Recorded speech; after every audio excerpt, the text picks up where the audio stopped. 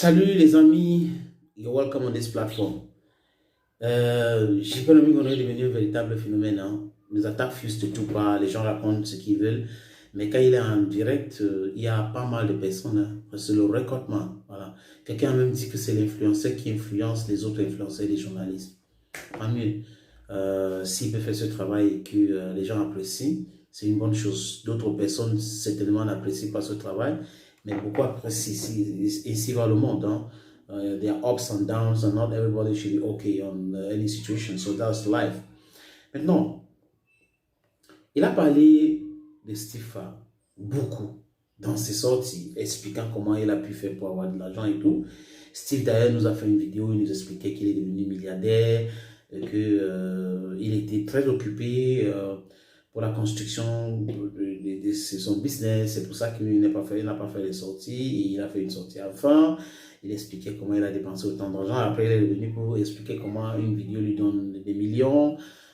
Quand vous faites des calculs, ça ne fait pas des milliards non plus. Mais bref, après, il a demandé qu'on ne le regarde pas simplement comme un monsieur qui colle les vidéos sur les réseaux sociaux. Tant mieux. Maintenant, ça va, ça vient avec J.P. Remingono qui essaie d'expliquer des choses, qui essaie d'exposer selon ses dits, Stifa qui essaie à sa manière de se défendre de façon silencieuse et a fait une sortie. Une sortie où il ne parle pas pratiquement dans cette vidéo. En fait, Stifa observe et il écoute même le reportage d'un certain Bia qui tire à boulet rouge sur J.P. Remingono, qui trouve que J.P. Remingono a gagné beaucoup d'argent depuis la disparition de Martinez Zoko. En fait, et la personne qui est en train de dire ça publie aussi des choses pour chercher l'argent sur les réseaux sociaux. Vous voyez pas que c'est quand même bizarre, n'est-ce pas? C'est bizarre. C'est l'église qui se moque de la charité, n'est-ce pas? En fait, il n'a pas besoin, pour ma part, hein, il n'a pas besoin, il a le droit de rester calme. Il n'a pas besoin de montrer cette opulence-là. Il était, je crois, dans un hôtel, il s'est filmé avec des dames, il faisait écouter des choses aux dames et tout. Et à la fin de la vidéo, il sort de la fenêtre de cet hôtel où, et la vidéo est signée pas de distraction.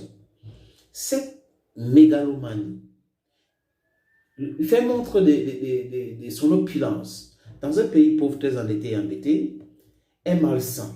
C'est mon opinion, est très malsain. Et il ne faut pas oublier, désolé les amis, qu'il ferait jour un jour.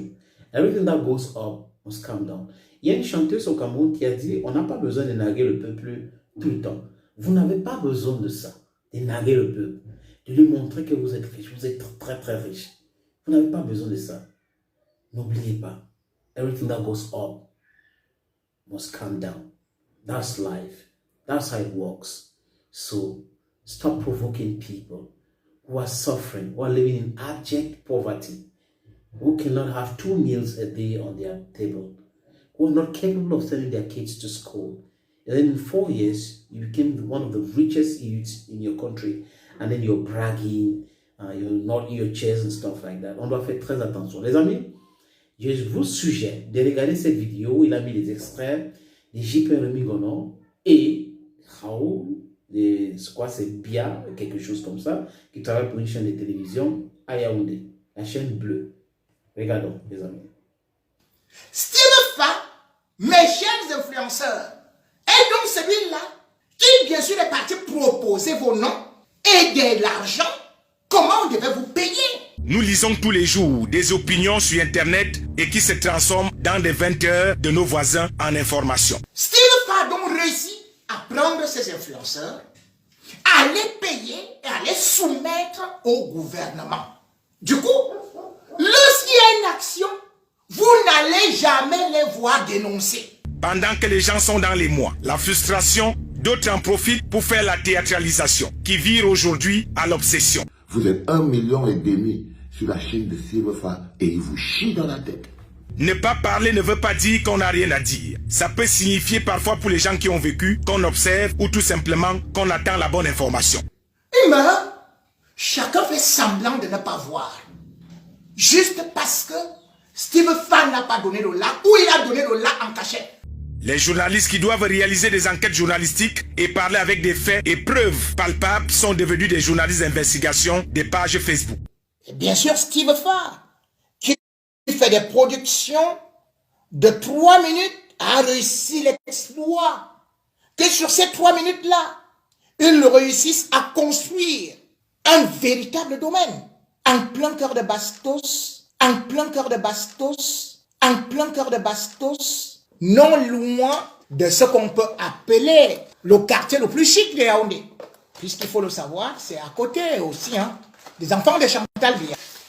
Le mètre carré est à 1,5 million ou 2 millions.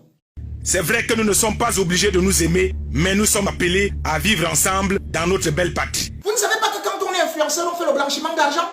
Comment les influenceurs font pour rouler dans les 4x4? Comment Steve Farr fait pour construire sa Fanien Fa ou quoi là, je ne sais pas, avec 500 millions, avec seulement ces trucs de 3 minutes là?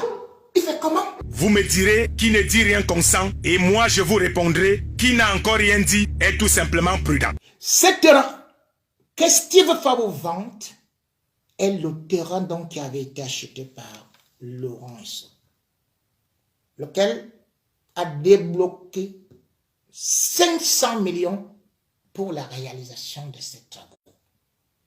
Nos investigations recueillies auprès des gérants des pages YouTube de monétisation nous ont révélé que ce lanceur d'alerte a gagné en 16 jours grâce à ses directs 1 245 950 francs CFA. Pendant qu'on s'indigne de la mort d'un journaliste et qu'on réclame la justice, l'homme de Cro-Magnon se fait du pognon. En réalité, Steve Farr, cet argent dont il parle et dont il prétend avoir n'est pas le sien. C'est encore dans le réseau de Jean-Pierre Amoukoubelinga et de Laurent Esso. Mais n'ayons pas la mémoire courte. À la découverte du corps de Martinez Zogo, on a entendu toutes sortes de versions.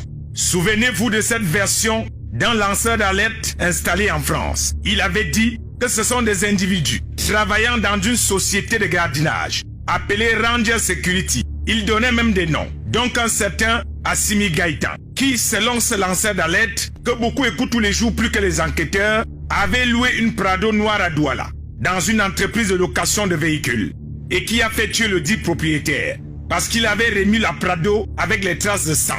Cette version avait été largement partagée et assumée par ce lanceur d'alerte. Pourquoi quelques semaines plus tard, il n'évoque plus lui-même cette version des faits? Où est passé Assimi Gaïtan? À force d'écouter les réseaux sociaux, on risque d'être tous coupés de la réalité.